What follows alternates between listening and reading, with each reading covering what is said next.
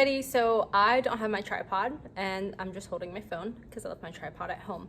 But I want to give you the latest on my project-based learning unit. We're about halfway through it. We will be doing our Resilience Cafe event on April 29th. But I want to talk to you about an activity I did with my students today. So I have 3 different class periods, and each class period is doing kind of a different project to honor our resilient community members and to honor our historical community, or our historical figures who are resilient as well. Today's activity in 5th period, what I did was I said, okay, you guys decided you want to do a time capsule and put information about resilient community members inside that time capsule, which is awesome. And then I said, one second, there we go. And then I said, how are we going to do this? And these are the questions, if you can see here. It might be backwards, but basically I pulled up, I created like a little Google Doc, posted this to their Google Classroom, and I said, these are questions to ask, and then this is what we need to do. And then I had them divide into groups, and I gave them sticky notes, and they had to answer each of those 5 questions on the board. So like over here, I wrote down like how, where, who, what, and then how are we gonna honor the community member? So everything based off of that list that I made. Then they wrote sticky notes of suggestions of how we could do that. So for example, they said we could bury the time capsule in the front of the school. We could bury the time capsule by like this weird sparkly tree we have. And then students suggested we could use a Tupperware container to put everything in. Students suggested that we can print out their stories. We can put them on like a flash drive, an electronic copy. So they had all kinds of suggestions, and I said, okay, what we need to do now is one group will have to ask permission. So like one group will email our like assistant superintendent and superintendent in a formal letter. So they're gonna learn how to write like formally and say, this is our project. This is the goal, the purpose, and this is what we need from you. We need your permission to bury this on the property. And like another group is going to contact our local newspaper and ask that newspaper if they would be willing on the day that we do this to come take pictures of them and be present on the day that we bury it. And then I had like another group that's going to look into like more logistical and like sourcing the container to put everything in. So basically I'm taking everything off of my to-do list and putting it on them because this is their project.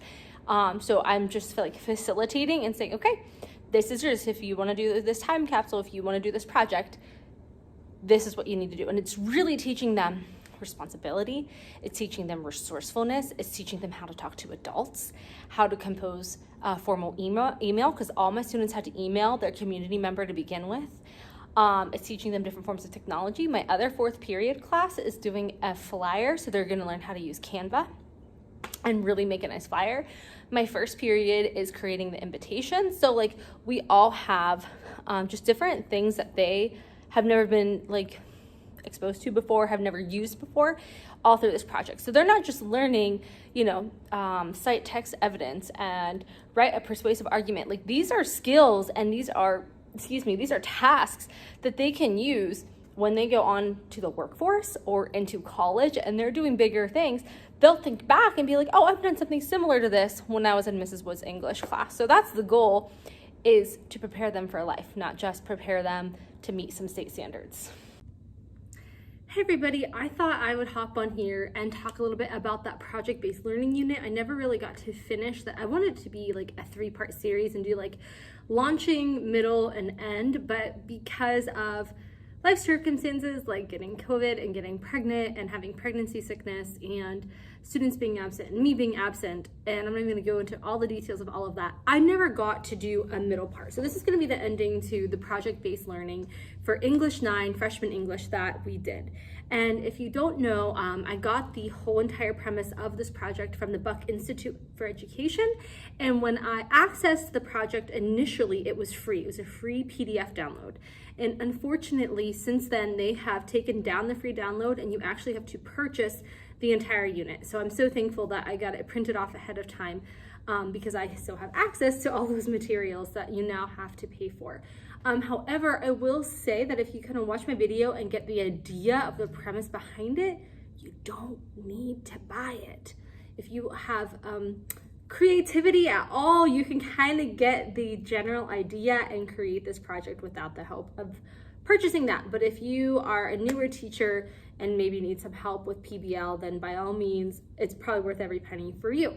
So let's talk about what I did. So I have 3 periods of freshman English, and then I have 2 like co-teachers, and they each have a section of freshman English, and all 5 of our classes did a different aspect of the project. So they did a final end product, but each of their end products looked a little bit different. So I'm gonna start with my 5th period and kind of work backwards. So my 5th period, sorry about my hand, they chose to do a time capsule. So we actually have a pipe with like a sealant inside. You can hear it rattling around. I put all the responsibility on the students. They contacted the local newspaper. They contacted our superintendent. They got permission for where we can bury the time capsule, all of that. Even the kids are bringing shovels, like the whole 9 yards. Like I put all the responsibility on them because this is their project, not mine. And then what we did, what's gonna go inside of our time capsule is actually the stories that we have been working on. So what I did, or what they did, I should say, is they contacted community members. And I did contact some of these people ahead of time to be like, hey, just so you know, my students will be contacting you. Is that okay? Can you share your story of resilience with them? Because remember, the whole theme was resilience. And so they contacted these community members. They shared their emails with them and their stories through these emails. And then what we did was we created like slideshow, we created their own stories, and then I printed out the slideshow where they made their story into a slide.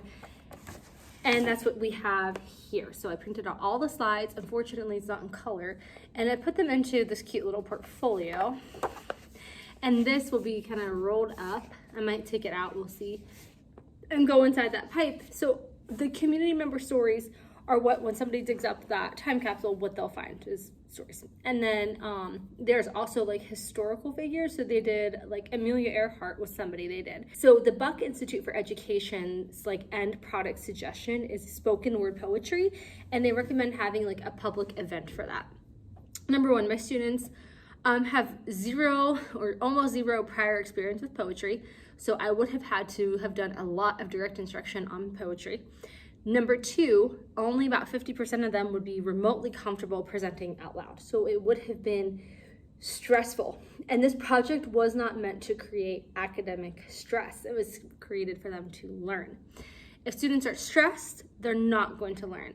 So we came up with a different idea, and that was to hold a breakfast, inviting these community members that they had contacted prior and honor them through that breakfast. So we displayed the slideshow that they all created, like all 3 of my classes contributed slides about their community member and their historical figure to the slideshow. We displayed that. We had speeches. We had different students give the speeches. And then obviously our cafeteria got in on it, and our staff like made a nice breakfast for them, all that fun stuff. So like it was really special. I felt like we honored them. Are there things I would do differently? Absolutely. Like this was our first time doing it, and it was a learning experience for everybody. But overall, for the first time, I feel like it went really well. So that was what my 5th period did. We're burying the time capsule later this week. It was their idea to do the breakfast. My 4th period actually did something really neat, and they did an interactive flyer. And so what that looks like, let me show you. I have one in this little portfolio. Is this. You can actually scan the QR code, and the flyer will pull up on a phone. And then there's links to YouTube videos. They interviewed some of their community members, and they're on YouTube. There's links to websites on resilience and how to be resilient and how to overcome difficult things in your life. So the students had to research all of that. They had to find those websites. They had to define resilience, define attributes of resilience, and then obviously connect it to the community member. So that was really cool. They created these on Canva, which is free. And then, like I said, they created a QR code. So like these are interactive flyers. It wasn't just a piece of paper hanging up. Like you can scan that and open it up on your phone, which I thought was a really good idea. And then the 1st period, they're the ones who are actually responsible for the slideshow. So they organized it, assembled it, made sure everybody from the other 2 periods got their slides in, and put it all together and made it nice. So it's kind of what my first period did. And then my first period also helped a good deal with the breakfast, because their first period, and like they were the ones at the breakfast, like his class was during, they helped contact the cafeteria.